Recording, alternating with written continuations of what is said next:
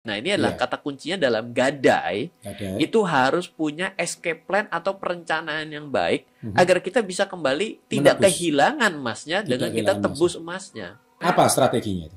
Oke, jadi pertama ya, investasi boleh, ngutang juga boleh. Ya. Selama ngerti cara investasinya. Dan selama ngerti cara ngutangnya. Ngutangnya, hidup santai. Yang lucu adalah orang pada pintar hutang, tapi tidak pintar membayar hutang. Gak enak ini, ya memang. Share itu sendiri. Intinya ginilah, apa yang disampaikan Pak Rian itu satu. Sudah, kalau kemampuan itu nggak ada, jangan belagu dulu.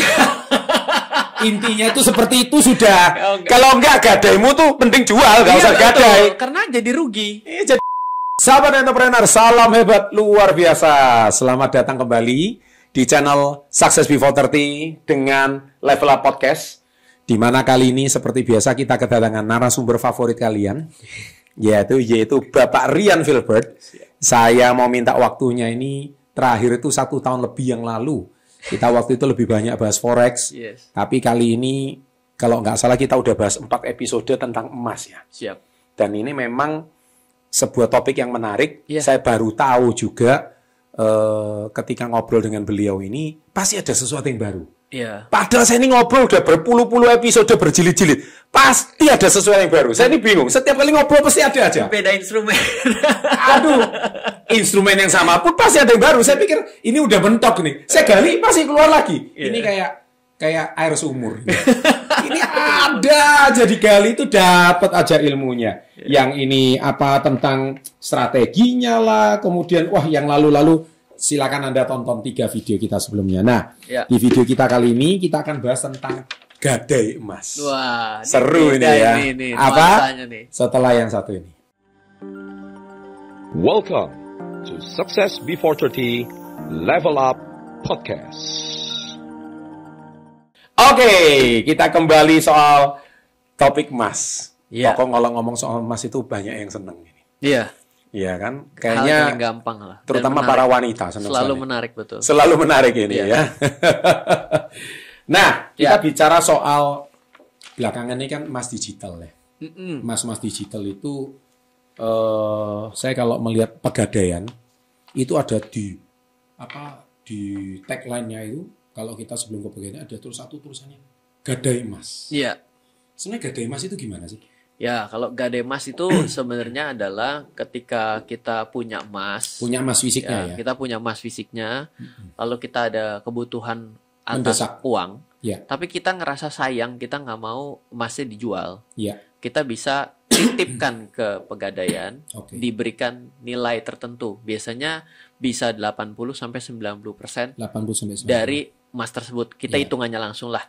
Saya punya 100 gram. 100 gram itu berarti kan dikalikan 1 juta umpama. Berarti kan kalau 100 gram 1 juta berarti kan 100 juta. Gitu kan. 100 juta itu saya gadaikan emas saya taruh ke pegadaian. Kita bisa dapat 80 juta, 85 juta atau 90 juta. Nah, lalu saya akan tebus kembali emas tersebut dalam 1 bulan. Jangka waktu tertentu. Ya, biasanya 14 hari. Itu ada bunganya ya? Ada biaya lah, namanya ada biaya titip. Ada bunganya. Secara tidak langsung bisa kita sebut sebagai bunga lah. Bagian dari meminjam. Nah, ini kenapa menjadi sesuatu yang menarik ya? Karena emas itu ternyata powerful. Karena apa? Karena kalau kita bicara gadainya laptop, kita gadainya handphone, itu kan angkanya biasanya akan lebih rendah daripada harga laptopnya. Kita pernah beli dulu 7 juta. Ya nggak mungkin dong harga gadai laptop 10 juta, 10 juta. Ya orang kan bilang saya jual ke kamu aja, saya nggak perlu tebus lagi. Ya kan? Nah, tapi kalau emas karena harganya dari waktu ke waktu biasanya akan mengalahkan inflasi. Maka secara otomatis kan dengan kita memiliki emas 10 tahun yang lalu, hari ini harga emas entah udah berapa. Berarti kan kita waktu gadai kan akan dihitung di harga hari ini. Berarti kan kita menjadi powerful karena kita tidak kehilangan emasnya.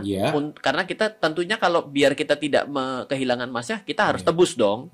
Nah, dan kita juga punya perencanaan yang baik. Nah, ini adalah kata kuncinya dalam gadai. Itu harus punya escape plan atau perencanaan yang baik agar kita bisa kembali tidak kehilangan emasnya dengan kita tebus emasnya.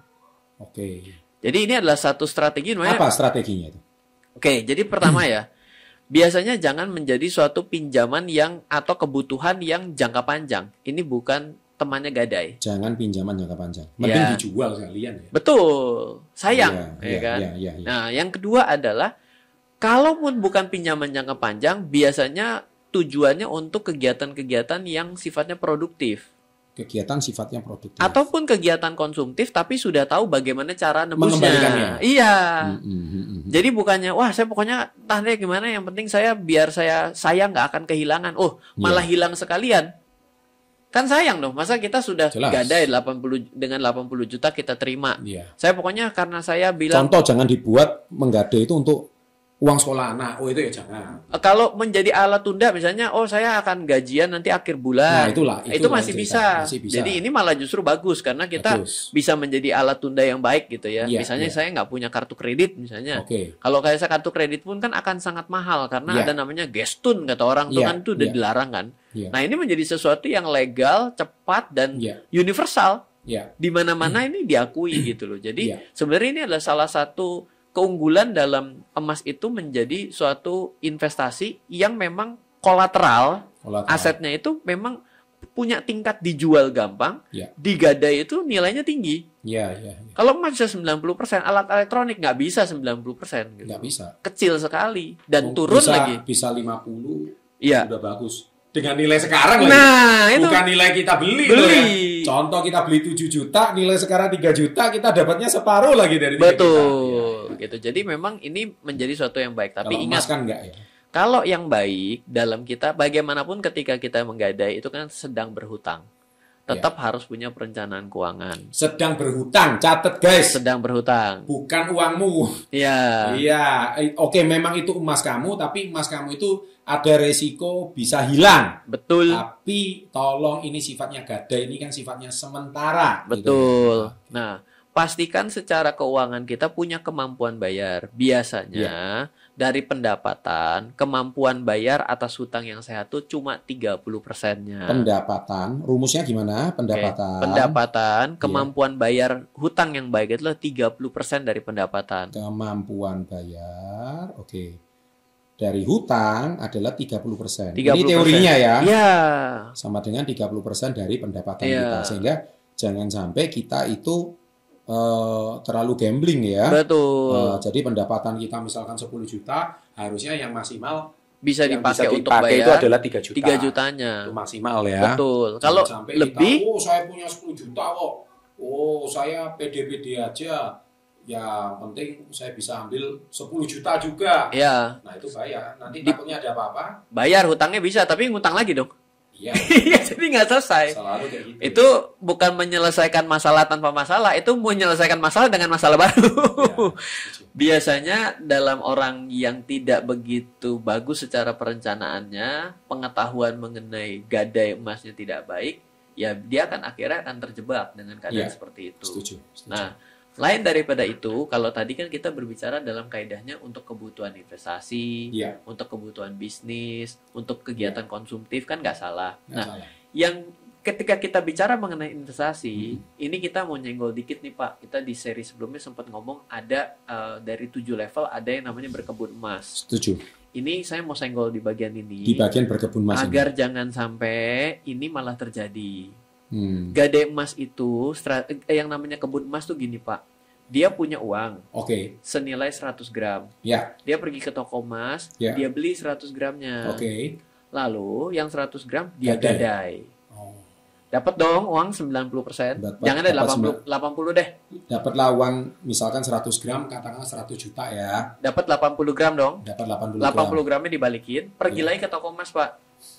Dia tambahin 20%, berarti dapat emas yang kedua. Dapat emas yang kedua. Pergi lagi ke gadai. Gadai lagi. Diulang terus 5 kali. Kayak gitu. Sampai habis. Wah, diulang 5 kali itu berarti dia itu modalnya adalah 200%. Tapi modalnya 200%. Tapi punya barang 600%. Jadi 2 banding 6. Modalnya 200%. Modal 2 batang. Modal 200 gram, tapi dia dapat 600 gram. Tapi dia punya barang 600 gram. Itu konsepnya kebun emas itu. Kebun emas ini sebenarnya adalah strategi leverage 1 banding 3. Kan 2/6 kalau disederhanakan 1/3 secara matematik.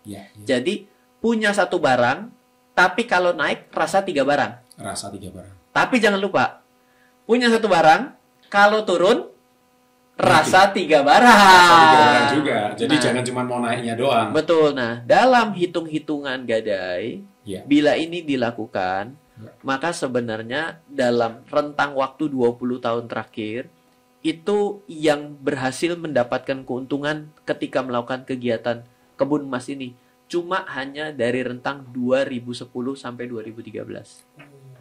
Sisanya tidak ada. Kenapa itu? Ya karena kenaikan harga emasnya tidak lebih tinggi daripada biaya gadai. Oh iya, jelas. Jadi ya sama aja rugi dia. Jadi rugi, malah hilang uangnya, hilang emasnya. Berarti antara rentang waktu 2012 sampai 2013 terjadi kenaikan harga emas yang signifikan. 10 ke 13. Sehingga banyak orang menjadi spekulan di situ. Jadi untung konsep gadai emas. Untung kebun emas. Tapi lain daripada tahun tersebut, tidak untung. Jadi bila suatu hari, suatu saat setelah podcast ini ada kenaikan harga emas yang tinggi, maka mungkin saja konsep berkebun emas itu akan kembali didengungkan oleh beberapa orang. Tapi jangan lupa, itu ternyata adalah sebuah high cost strategy. High cost strategy. Dan cuma pernah berhasil ketika harga emas naik dengan sangat kencang. Bila tidak, maka akan lebih banyak makan korbannya. Jadi banyak orang memanfaatkan gadai dengan untuk tujuan berkebun ini. Biasanya akan berakhir dengan kerugian. Jadi jangan sampai nih memanfaatkan gadai dengan cara seperti ini. Gitu. Jangan sampai ya guys ya. Oke. Nah, kembali soal gadai emas nih. Saya dengar Tamasya baru-baru ini kan di belakang itu ada investornya perbankan tuh. Saya sudah manggil CEO-nya yang lalu di sini, kita ngobrol. Ternyata kalau perbankan kan salah satu produknya itu kan memang gadai. Nah, jadi sebetulnya gadai itu boleh-boleh saja ya. Boleh dong. Asal yang dengan syarat seperti yang tadi. Gitu. Jadi kalau orang itu investasi boleh, ngutang juga boleh. Selama ngerti cara investasinya. Dan selama ngerti cara ngutangnya. Ngutangnya hidup santai. Tapi kalau orang tidak, yang lucu adalah orang pada pintar hutang, tapi tidak pintar membayar hutang. Gak enak ini. Ya memang. Iya kan? Ini memang kenyataannya seperti itu. Yang lucu juga orang takut investasi, tapi pintar berhutang. Harusnya pintar investasi dulu lah, baru pintar berhutang. Boleh? Harusnya demikian. Pebisnis itu kan, bisnis itu investasi. Dia mengembangkan bisnis investasi. Betul. Baru pintar ngutang. Nah ini dalam kehidupan sehari-hari lucu. Orangnya pada pintar ngutang, tidak pintar membayar hutang. Pintar ngutang, tidak pintar berinvestasi. Jadi banyak hal yang nggak match dalam kehidupan sehari-hari kita, akhirnya ya jadi masalah. Setuju. Nah, sekarang gini nih, pertanyaan saya. Oke, tadi kan kita udah tahu kapan saatnya kita gadai. Waktu kita butuh. Dan syarat-syarat apa kalau kita itu gadai. Sebaiknya tadi itu jangan jangka panjang, terus kegiatan yang produktif dan sebagainya. Ada targetnya. Nah, misal kita bicara soal Lebaran. Lebaran itu kan gadai itu pasti rame. Ada, iya kan? It's show time. Iya kan? Jadi mau ganti sofa, mau ganti korden, rumah harus dicat. Ada kebutuhan mendesak nih. Iya kan? Terus mau kasih angpau Lebaran. Oke. Di mana-mana pasti pegadaian itu rame. Jadi apapun digadaikan rame. Nah, pertanyaan saya satu, kenapa? Dan dia berharap ada 2 sumber income tuh, gaji bulan depan, THR, sama THR kan? Nah, tapi kenapa mostly nggak bisa ditebus balik? Ini kita ngomong mostly ya. Saya nggak ngomong mengeneralisir semua ya. Tapi kenapa kebanyakan akhirnya ujung-ujungnya terjual? Karena kita ini sebenarnya harus, makanya kalau kita dalam kehidupan sehari-hari itu lebih duluan mengenal investasi, hidupnya biasanya lebih bisa mengikuti wealth style. Investasi sebelum wealth style. Jadi kalau kita berinvestasi duluan, biasanya kita tuh tidak mengikuti lifestyle, tapi ada wealth style. Jadi dia itu dengan gaya orang mapan. Jadi kalau orangnya yang benar-benar kaya itu kadang-kadang nggak begitu kelihatan perlente dan mentereng. Yang benar-benar kaya loh ya. Iya kan, betul. Apa adanya. melakukan dan membelanjakan sesuai dengan kemampuan. Bahkan di bawah yang mampunya apa yang dia lakukan di bawah daripada yang dia mampu. Betul. Santai saja gitu loh. Iya. Tapi kalau kita di dalam kehidupan sehari-hari selalu mengedepankan gengsi dan gaya hidup, iya, betul. Biasanya kita akan terus-menerus untuk bersaing dengan gaya hidup orang lain. Jelas. Apa kata orang? Iya. Biasanya gini loh, ada orang kalau tiap kali mau lebaran, tiba-tiba harus bajunya baru terpada lagi pendapatannya lagi turun, lagi di PHK. Betul. Sebenarnya kan kenapa kita tidak bisa memberanikan diri? Waduh kok bajunya gini, iya nih saya lagi di PHK nih. Bisa jadi temennya malah kasih kerjaan, tapi gengsi kan. Iya. Jadi kita ini kalahnya dengan lifestyle, kita ini kalahnya dengan gengsi kita, dengan pride kita. Betul. Jadi orang harus bisa sadar bahwa kapan harus lihat ke atas tuh lihat ke bawah. Iya. Di sini kita harus berusaha untuk terlihat gak kenapa-napa lah gitu loh. Iya. Rumahnya jadi bagus segala macam, tapi cicilannya penuh. Iya. Habisnya barangnya hilang. Orang semua. sini kan apa kata dunia? Iya. Apa kata orang? Apa kata tetangga? Iya. Bagaimanapun juga jumlah follower di sosial media kita tidak mencerminkan kekayaan kita yang sebenarnya. Iya. Ya kan? Bagus kalau followernya bisa diutilisasi seperti Pak Chandra. Tapi kan sebanyak orang yang nyuntik follower, Pak. Yes. Artinya tujuannya hanya keren loh saya. Tapi apakah betul itu adalah menghadirkan suatu income, menghadirkan suatu benefit, menghadirkan suatu potensi, suatu bisnis yang baru? Sometimes enggak. Jadi kita terjebak dengan sesuatu yang sifatnya ilusi doang. Ya itu yang harus dikendalikan dalam diri kita. Berarti dia harus paham dulu apa itu investment. Biasanya orang kalau dalam berinvestasi itu dia akhirnya daripada saya beli mendingan saya investasi. Daripada saya dia akan menggeser itu sendiri. Intinya ginilah, apa yang disampaikan Pak Rian itu satu. Sudah, kalau kemampuan itu nggak ada jangan belagu dulu. Intinya itu seperti itu sudah. Kalau enggak gadaimu tuh penting jual, nggak usah gadai. Karena jadi rugi. Jadi rugi kan. Betul. Sudah income nggak ada, kena biaya titip gadai pula. Betul. Gengsi kemarin tinggi begini, sekarang kemarin emasnya dari sini sampai sini, sekarang hilang satu keping itu rasanya nggak bisa tidur. Betul. Pak, nanti kamu nggak bisa tidur beneran loh. Betul. Cuman masalahnya penduduk kita ini, orang Indonesia ini nggak kuat derajat gitu. Iya, memang harus berani untuk mengakui bahwa kita tidak mampu. Ada nggak tips untuk mengakui masalahnya supaya kita tidak mampu? Oh, berat banget loh masyarakat kita ini. Ya, saya adalah orang yang cenderung memang mungkin karena pendidikan di keluarga ya. Itu juga selalu gitu ya, nggak boleh pamer. Kalau lagi punya lebih harus bisa menyimpan lebih. Kan terbalik kalau punya lebih bukan menyimpan tapi membelanjakan 2 kali daripada yang diterima. Lagi nggak pernah selesai hidup ini kan. Jadi ini makanya namanya adalah gaya hidup. Nah, biasanya dari pengalaman saya adalah orang yang sudah lebih banyak mengenal investasi apapun cenderungnya untuk bisa untuk mengontrol gaya hidup. Mengontrol hal seperti ini karena dia jadi tahu ini dia aware ya, dia punya persiapan. Iya. Ke depan itu dunia lagi nggak baik-baik selalu. Betul. Iya. Kalau biasanya gini, kalau sampai ini adalah salah satu prinsip saya. Kalau sampai kamu ngelewatin 2 krisis keuangan, tapi hidupmu bukan semakin baik, berarti kamu memang bermasalah. Karena krisis keuangan itu selalu menghadirkan orang kaya baru. Kenapa dia jadi orang kaya baru? Karena dia menantikan krisis itu dan dia melakukan action yang banyak dalam investasi dan keuangan dia. Kalau sampai lewat 2 krisis, tapi tidak menjadikan hidup lebih baik, berarti ada yang salah dalam hidup dia. Kalau dia kelahiran tahun 70-an, krisis pertama itu kan Indonesia itu 97 dong. 97-98 yang gede lah. Itu satu ya. Kedua, Lehman Brothers 2008. Ya, udah 2 kali tuh. Udah 2 kali. Yang ketiga ini COVID. Mestinya lewat dari 2 kali itu dia sudah punya amunisi yang cukup. Saya 97 nggak bisa karena kelas 6 SD. Masih kelas 6 2008 saya kehantam. Usia kayak saya lah. Okay. Usia kayak saya lah. Iya. Saya ini kan orang tua ini ya. Saya nggak ngomong. 2 kali krisis ya. Iya. 97. Oh tapi udah jadi ya. Ini udah oke ya toh. 2008 kalau nggak lebih kaya raya, nggak lebih wealth, salah pasti ada sesuatu. Ada yang salah. Saya belajar di 2008. Betul. Saya menantikan krisis selanjutnya itu kapan? COVID dong kemarin. Iya. Lebih baik hidup saya. Setelah COVID akhirnya lebih banyak. Jadi dipanggil kemana-mana kan? Iya, salah satu itu. Benar. Jadi kita coba lihat gitu loh. Ya kalau persiapannya adalah sebenarnya ketika kita mendapatkan suatu kejadian krisis dan kita ternyata yang adalah yang terdampak di situ, berarti sebenarnya kita harus belajar bagaimana menata ulang untuk bersiap-siap di krisis selanjutnya. Sebenarnya kan sekarang ini diomong lagi resesi.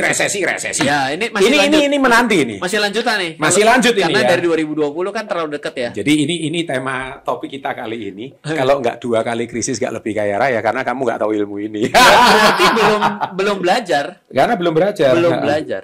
Kalau 2 kali resesi kamu nggak lebih kaya, berarti kamu kehilangan ilmu ini gitu lah. Betul. Ya. Setuju. Dan banyak kuncinya biasa di Mas loh, Pak. Kuncinya di Mas. Iya, coba perhatiin deh. Iya. Pasti ini analis Mas ini kan udah pada banyak yang gila juga nih. Kalau nganalisa Mas harganya sudah ke berapa? 2.500, 3.000. Itu ini bakal ya ini ya. Ada prediksi ini ya. Kalau kejadiannya seberapa parahnya akan terjadi resesi di Amerika. Jadi Amerika itu dengan kenaikan suku bunga yang saat ini cukup dramatis ya Pak ya. Dan ini adalah sudah lebih tinggi daripada 2008. Maka sebenarnya skenario-nya adalah gimana caranya Amerika ini menurunkan pesawatnya ini adalah tidak tabrakan. Apakah akan soft landing atau hard landing? Nah, kalau hard landing itu seberapa banyak yang mati dari hard landing itu? Nah, semakin banyak yang mati maka harga emas akan semakin terimpact. Wah. Guys, jadi harusnya ini ada resesi yang sudah tiba. Orang kaya mencintai resesi. Iya. Orang yang pintar mencintai resesi. Karena di balik resesi pasti ada sebuah peluang. Dan ini adalah sebuah resesi yang mungkin tidak terjadi lagi dalam waktu dekat. Ya, nunggu krisis selanjutnya. Jadi kalau harusnya resesi ini adalah momentum. Kalau kamu nggak bisa terbang gara-gara resesi ini, berarti mungkin uangnya kurang atau ilmunya kurang. Cari ilmunya sekarang. Nah, ini sekarang ilmunya udah dapat, uangnya diusahakan ada. Atau menunggu resesi selanjutnya ya baru bisa take action di sana. Itu dia. So, sahabat entrepreneur, senang sekali di video kita kali ini kita belajar soal resesi dan ilmu gadai. Iya, siap. Dan semoga apa yang kita sharingkan hari ini sangat bermanfaat untuk Anda semuanya. Dan thank you loh Bro Yan. Sama-sama Pak. Gak terasa kita udah bikin 4 video ya tentang ilmu emas, dari emas, resesi, gadai, nabung, trading, ya seperti biasa di ekspertisnya beliau lah. Dan beliau sudah sangat banyak memberikan insight khususnya para sahabat SP30 untuk selalu level up. Ya, dengan demikian video kita kali ini kita buat dan semoga memberikan inspirasi dan manfaat bagi kita semua. Sukses untuk kita semua. Kita tutup selalu dengan salam kecintaan kita, salam hebat luar biasa.